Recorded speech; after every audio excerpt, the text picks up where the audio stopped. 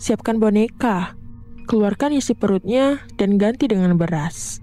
Kedua, masukkan selai kuku atau rambutmu ke dalamnya. Ketiga, jahit boneka itu lalu beri jarum atau pisau kecil di tangannya.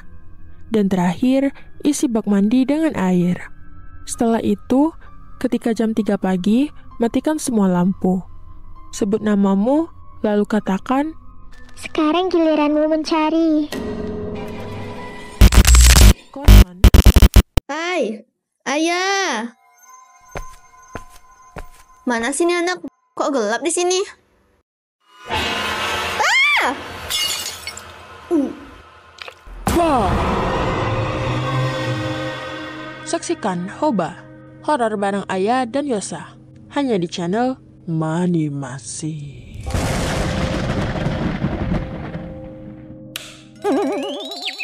Yosa!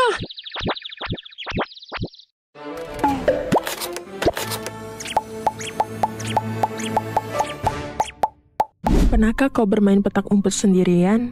Kedengarannya mustahil. Tapi di Jepang, ada ritual yang disebut dengan Hitori Kakurenbo, yakni kau bermain bersama boneka, tetapi roh yang bersembunyi. Ini bukan sekadar mainan. Orang-orang bilang, sekali kau memulai permainan ini, kau tidak akan pernah benar-benar sendirian lagi. Namaku Mika. Aku mahasiswi di Tokyo. Aku pertama kali dengar tentang Hitori Kakurenbo di forum horor Jepang. Banyak orang yang membagikan pengalaman mereka. Ada yang katanya cuma seru-seruan, tapi ada juga yang menyesal seumur hidup. Ritualnya sederhana tapi menyeramkan. Pertama, siapkan boneka. Keluarkan isi perutnya dan ganti dengan beras. Kedua, masukkan selai kuku atau rambutmu ke dalamnya. Ketiga, jahit boneka itu lalu beri jarum atau pisau kecil di tangannya. Dan terakhir, isi bak mandi dengan air. Setelah itu, ketika jam 3 pagi, matikan semua lampu. Sebut namamu, lalu katakan, "Sekarang giliranmu mencari." Konon, saat itu roh akan masuk ke boneka dan permainan pun dimulai. Aku tahu ini gila, tapi aku penasaran. Malam itu, aku mencoba sendiri di kamar mandi kosku. Jam menunjukkan pukul 3.03. Aku berdiri di depan bak mandi. Boneka kecil sudah terapung di air. Tangannya memegang jarum. Dengan suara gemetar, aku berkata, "Mika, sekarang giliranmu mencari." Aku keluar, sembunyi di lemari kamar sambil membawa segelas air garam. Katanya itu adalah satu-satunya cara menghentikan permainan. Awalnya hening, tapi beberapa menit kemudian aku mendengar sesuatu. Suara TV menyala sendiri, meski colokannya sudah kulepas. Suara langkah kecil terdengar di lantai. Tok, tok, tok.